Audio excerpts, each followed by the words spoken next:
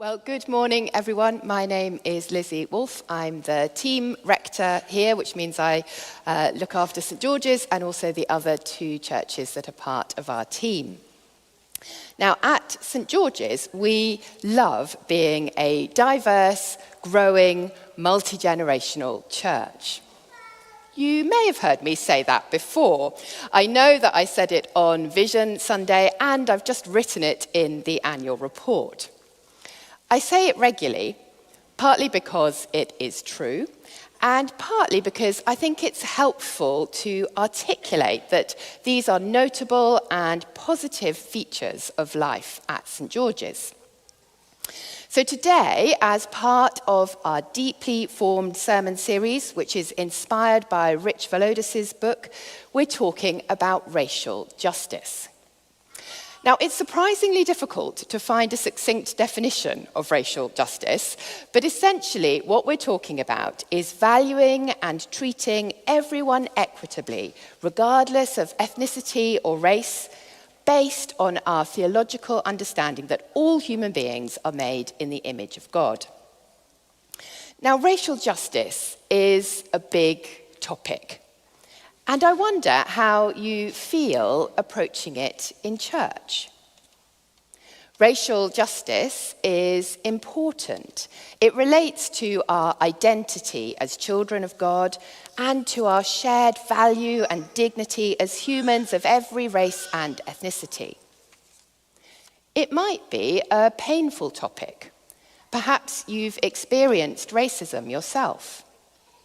The Evangelical Alliance recently published some research. 91% of their respondents felt welcome in their church, and this proportion didn't vary by ethnicity. But at the same time, most respondents of colour, 51%, reported that they had experienced discrimination at church at some point in their lives. Now, if that is your experience, I want to say clearly that racism is a sin, and I'm sorry that anyone experiences it anywhere, let alone in church. Racial justice can be uncomfortable to think about. It raises aspects of history that we might prefer to forget: slavery, colonialism, the Windrush scandal. And it asks us to engage in self-reflection about our own potential biases or blind spots. Racial justice is controversial. It connects to some big topics in the news, things like immigration and diversity and inclusion targets. And it's complicated. What does justice look like when you're dealing with the legacy of something as huge as slavery? For example, are reparations essential or impossible? Now, clearly, we can't cover everything today. So, this time, we're going to focus on our relationships and church. We're going to look at the Bible together, and then we'll hear from some of our congregation.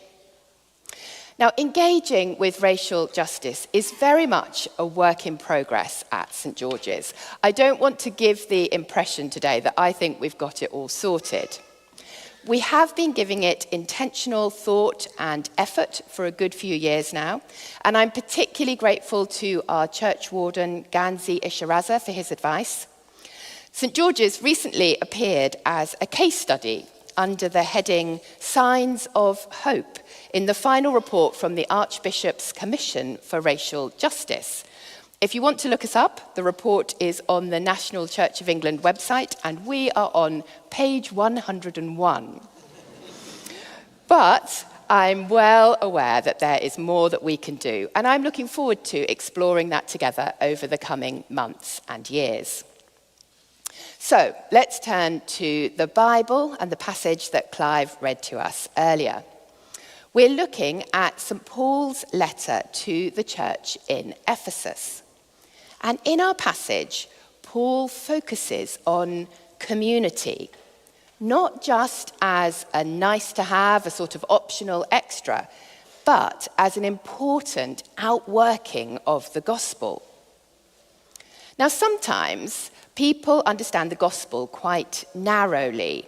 They might see it as simply a promise of an afterlife, or maybe it's all about their own personal salvation. Jesus does offer both of those things, and they are definitely good news. But they're not the whole story. The gospel is about God's big plan to heal and renew the whole world. On the cross, Jesus defeated the powers of sin, evil, and death, all things that spoil our world. And when he rose again, a new, healed, and transformed world began.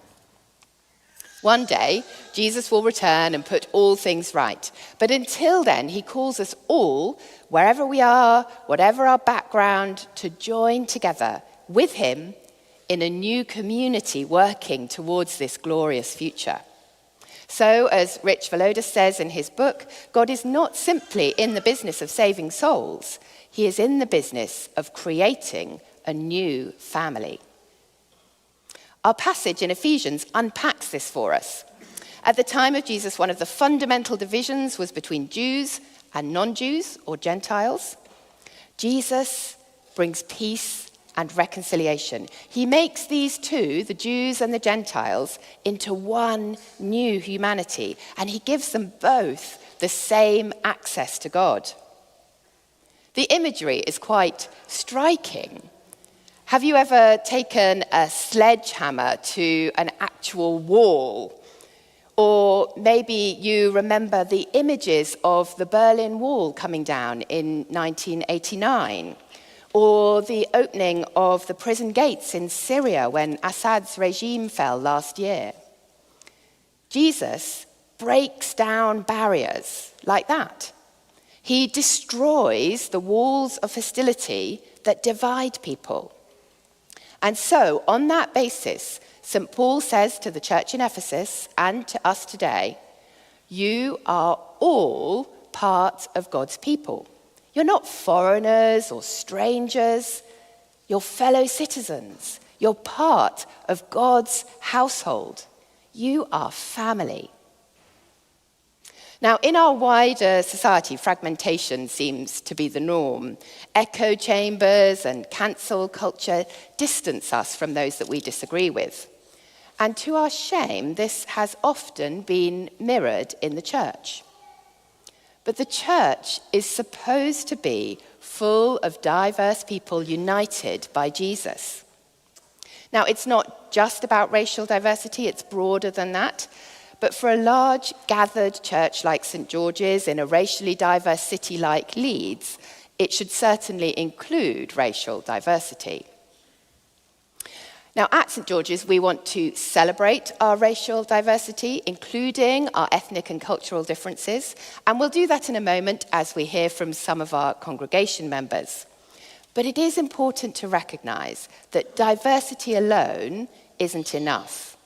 As family, we want deep relationship across our differences. As fellow citizens, we want everyone to be able to contribute to our church life. Jesus has opened the way for us, breaking down the barriers that divide, but it still takes work from us as we shape our common life together in our PCC, the church's governing body, in our small groups, and as we serve together on various teams. Rich Valodas suggests several habits and practices that can help, and I want to mention just 3 of them very briefly: repentance, listening, and prayer. These would be really good things to discuss in your small groups. So first of all, repentance.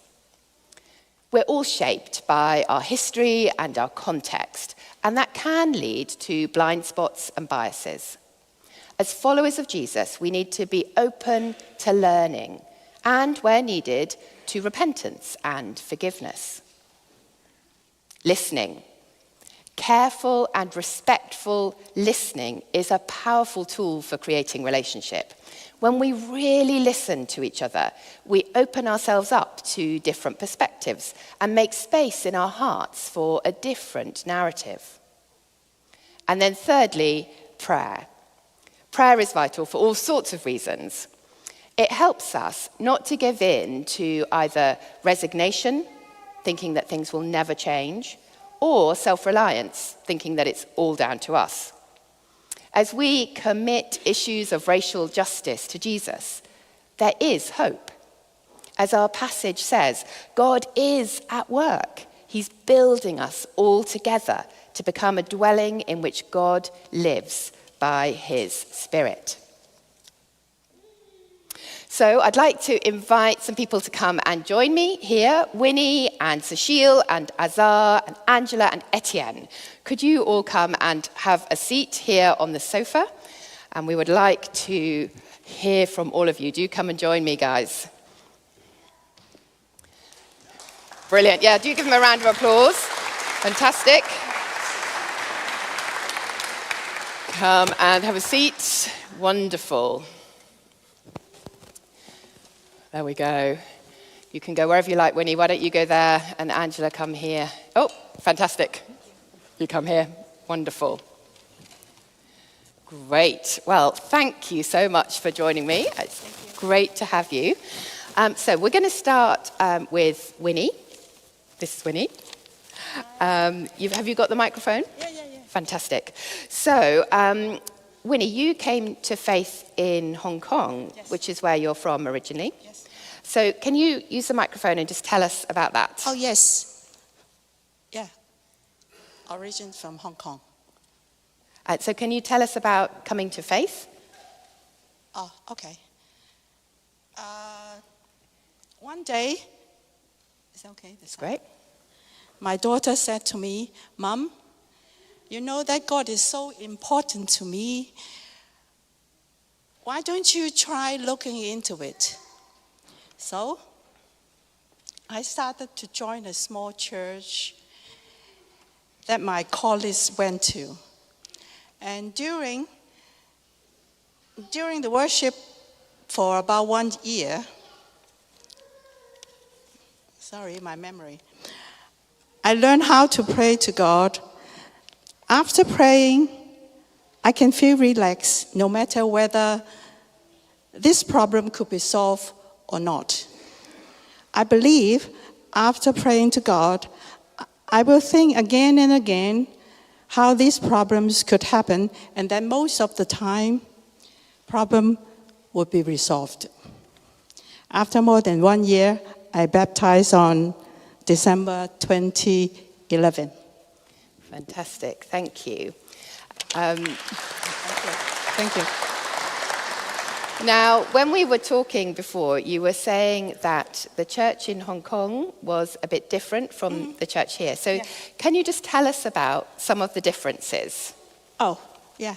First of all, most of hymns, the worship songs are translated from English. You know, Chinese version of English hymns sounds strange because Chinese is the eternal language. So direct translation can be hard to fit the music. This makes hymns rather funny.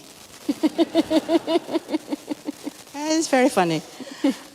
A bit straighter rules around dress codes such as skirts with shoulder straps are not welcome. And this also applies to children. And another point is most of the Hong Kong church are small, so they don't have live bands. Yeah, so you were saying you enjoy the worship Very much. Church in England have more activities. More going on. Fantastic. Thank you, Winnie. Let's give Winnie a round of applause. Thank you.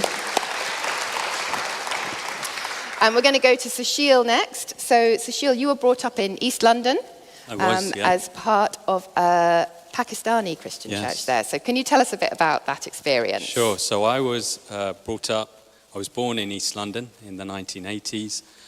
Both of my parents were Pakistanis, Christians who moved from Pakistan to London during the 1970s. And for as long as I can remember, I attended a Pakistani Christian church. Initially, it began with a small group of people made up of my mum's family, close family friends, and people in the local community at the time who wanted to meet with other people of South Asian descent and wanted to worship in our native language, which is Urdu. I was quite fortunate. My parents taught my two sisters and I Urdu from a very young age while we were brought up in the UK. So language was never a barrier for us to connect with our culture and the people in our community. What did church look like? Well, we would hire a church for our Sunday services. Initially, when we began as a church, we were just a small group. So sometimes we would just use a room at the back of the church to do our worship. Or sometimes we would take turns to visit one another's houses on a Sunday and carry out our services in the home. What did the service look like? Well, it looked like a normal Christian service. We sang hymns, read from the Bible, did worship, listened to a sermon. The only difference was that everything was in Urdu. Our hymns were sung using traditional instruments like the harmonium and the tabla, which are hand drums. These songs were written specifically for the Pakistani church. Some were brought over from Pakistan. Over time, the number of songs grew as the number of Indian and Pakistani Christian artists grew. And they would come to the UK, introduce their songs to the churches, and these eventually became anthems that were sung by all of the congregation and still do today across the world in South Asian churches. Food played an important part, and it still does in our culture. And so naturally, it played an important part in how we did fellowship. In fact, it was probably one of the most popular parts of being in a Pakistani Christian church. And at Christmas and Easter time, we would actually serve a freshly cooked meal to the congregation, and this would comprise of curries, rice dishes, naan breads, Pakistani sweets. When we first started out as a church, I remember my granddad actually cooked everything in his garden with his two sons. But over time, as our congregation grew, we were able to afford outside caterers. But food was such an essential part of how we fellowshipped. And you talked earlier about the importance of family, and it certainly brought us together as a congregation. Long after services would end, we would continue the fellowship in the church hall, and food would play an important part in that fellowship and brought people together. Overall, I've got very fond experience of being part of a Pakistani church. It allowed me to connect with my culture, as well as being British. You know, I was brought up in this country, and I could experience the best of both worlds. Fantastic. Thank you very much. Let's give Shashil a round of applause. So we're going to go to Azar next. Fantastic. Now, Azar, you became a Christian in Iran, and you were part of the underground church there. So you're going to tell us a little bit about what that was like. Yeah. Now, were you able to go to church every week? First of all, good morning, everyone. Hold the microphone up to your mouth. That's it. Great. Good morning, everyone.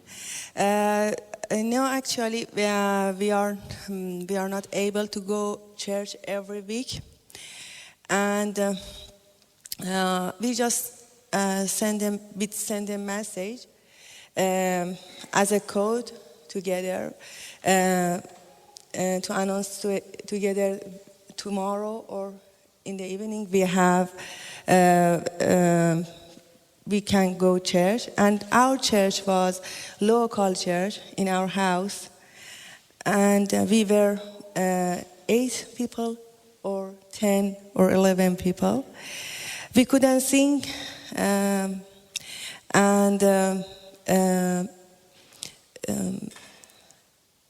we are not allowed to talk freely.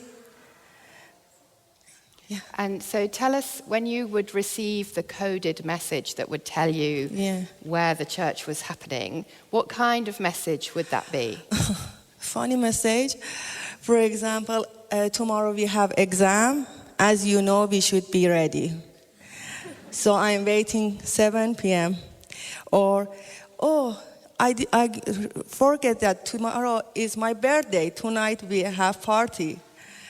Funny message. You know, we should do everything.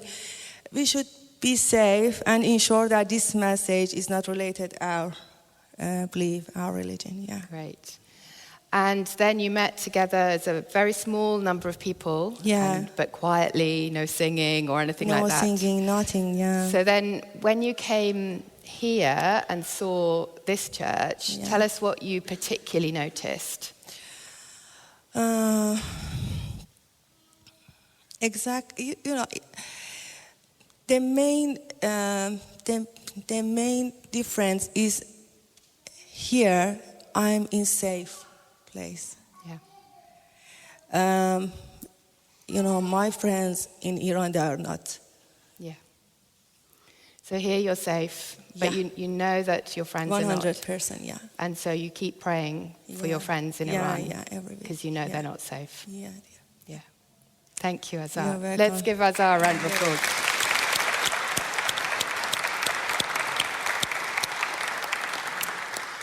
So we're going to go to Angela next. And Angela, you serve on our children's team here. Yeah. And actually one of the most diverse parts of our church is our children's ministry. So I know the team have been talking about that quite a lot, and you've been thinking about that, and particularly thinking about parenting. Yeah. Tell us some of your reflections. Hi, good morning, everyone. My name is Angela, one of the children ministry helpers. We've been reflecting about parenting, which is very, very different from where I'm from. I'm from Nigeria. I had one experience when I came in a bus. A young teenager was vaping, and the glasses were just shut. So I had to open it, and she wasn't happy. She's feeling cold. I was like, yeah, but the smoke is affecting me, so we've got to accommodate each other. I can accommodate your vaping, accommodate my window, and then she couldn't have it. And there are so many people in there, no one interfered. They're just looking at me like strangely, talking to a teenage. And the girl found out I'm not giving in. She had to call her mom to say, Mom, I met this stranger. You've never stopped me from vaping, but she is lecturing me. I was like, yeah. So she chatted with her mom, and the mom, I don't know what the mom said, but I was like, this window stays open or you stop vaping. So that was really strange. So Nigeria, we do what we call community parenting, because we believe that a child is not for one person. If a child is good, it affects the community positive. If a child is bad, the community suffers it, not just your family. So that's what we try to inculcate in the children ministry. You know, having everyone, we the teachers, I'm not their parents, but they are able to share things, and I'm able to say this is right and this is wrong. So it's why when we moved into here, it was really very strange. But I didn't feel it much, because in Scotland, that is where we reside years ago, and we were in a Nigerian church, so that culture, that parenting continued, because Africans, Nigerians, we are looking out for each other. They've got to obey, they've got to do what is right and all that. So until I moved into Liz, it was a different ball game. So really, really very different. So I've experienced it, I've seen it, but that parenting, like I said, is cultural, is community, and I think that is what St. George's is also trying to inculcate on these children about, the support, the church, the role of the church in the life of these kids. So, yeah. Fantastic, thank you. And you mentioned that there was one thing in particular that you miss about your Nigerian church. Tell us about that. All right, so Nigerian church is very lively, dancing. So it's the dancing that you miss. Yeah, I do miss it, really. So when you come to church in the morning, just get your dance shoes on. You're going to dance your sorrow away. Sometimes you forget the reason or whatever you're going through once you step into the church, because the band is going to like sing, and you forget that you've got sorrow, that you've got things, whatever you're passing through. So it's one of the ways that we lift up your spirit. So one of the ways that you're able to, connect to God. And also, like I said to Lizzy, during Bible study is an interactive session. It's a way we all study the Bible together. You've got your view about that Bible passage, you talk about it, and then the other person has their view about that Bible passage. So at the end of the service, whoever that is in charge gets everything together, but everyone has the opportunity to, talk about how they view that Bible passage, which is a very good opportunity. And then we've got praying time. Is really one of the most important sessions in Nigeria service. Speaking in tongues is one of the must do, if I could use that language, which tends to ignite fire, and you feel that you're in a different realm, because a lot of people speaking in different languages, tongues and all that. So here is different, but at the end of it all, I still feel that uplifted that I'm in church, because I think that is the whole message, coming to church, and then you feel lifted that you've been to church and that you've worshiped God. So it's a different way, but at the same time, I still get what I need out of it. So, yeah. Great. Thank you. So let's give Angela a round of applause.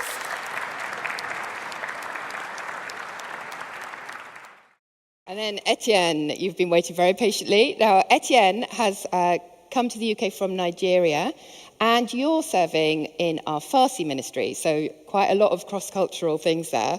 Can you tell us a little bit about your journey, but also your reflections? Good morning, all. That's not the Nigerian energy.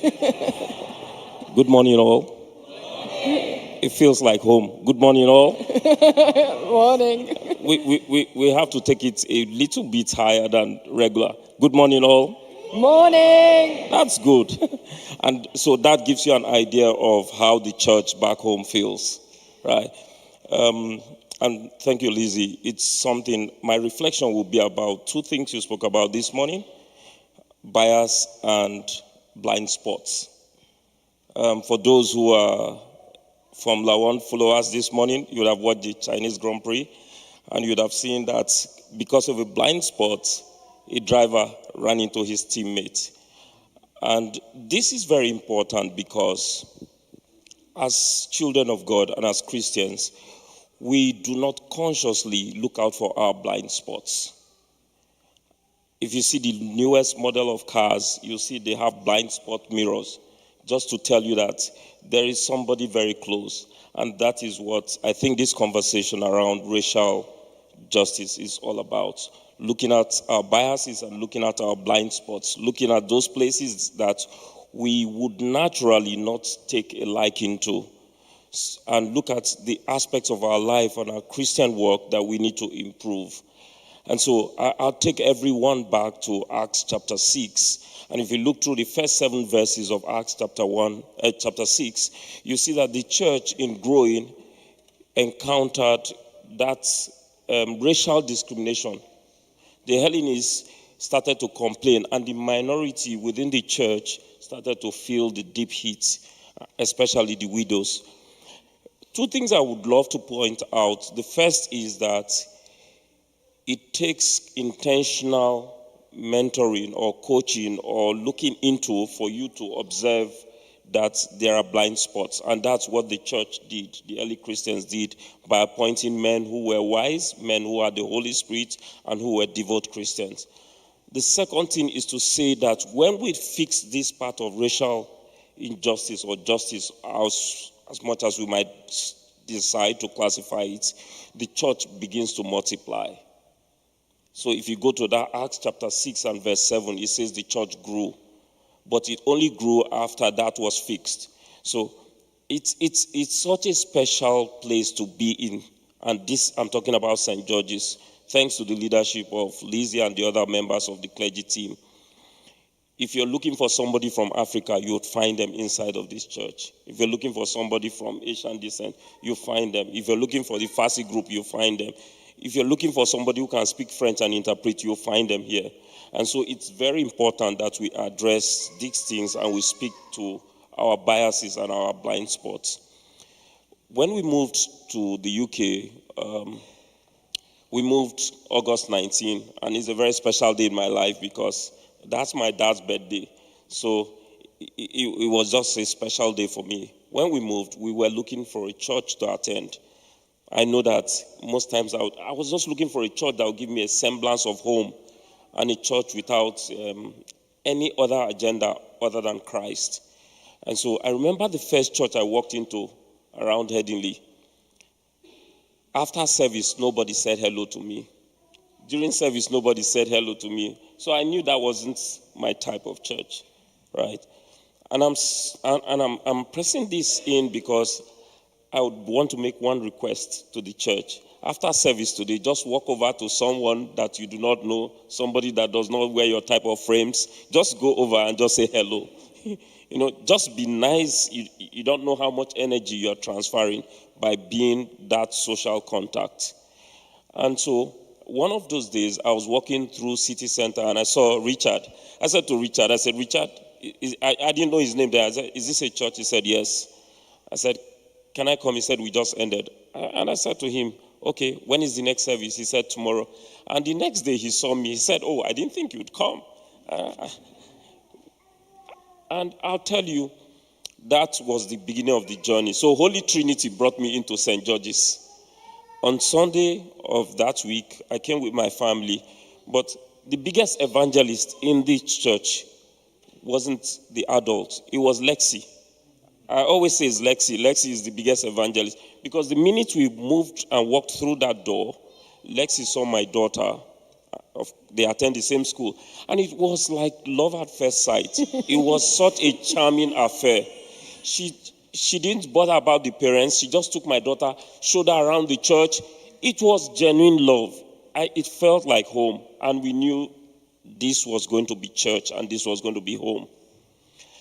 Over time, I have seen our growth in the church.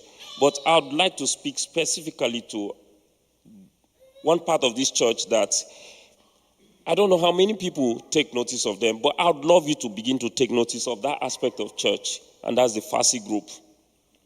I found myself working and loving the Farsi group. I mean, I could have been in the music group. I can play the piano. I can play an instrument. Yeah, I can be in any other group. I can do those things, and I would feel okay.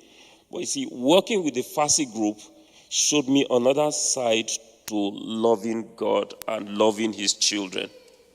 Because you're working with people who are coming from backgrounds that in some way left some trauma to them on their lifestyle. You're also working with people who in some way are struggling with their language barrier. And you're working with people who need emotional support. And you're working with people who look up to you as the templates for Christian living. And so in working with the Farsi group, I have found a new level of love in Christ. At the end of the day, it's not so much of what we preach or what we profess. It is how we show love. Jesus in John 13 and 35, says, by this will all men know that you are my disciples if you have love one for another. So racial justice, at the end of the day, it's all about showing love the Christ way. It's all about showing love the way Jesus will have us show. So this is a special plea to everyone. After church, walk over to somebody in the Farsi group and just say hello and find out their names and just give a handshake. You really never know how much impact you'll do by doing that. Thank you. Wonderful.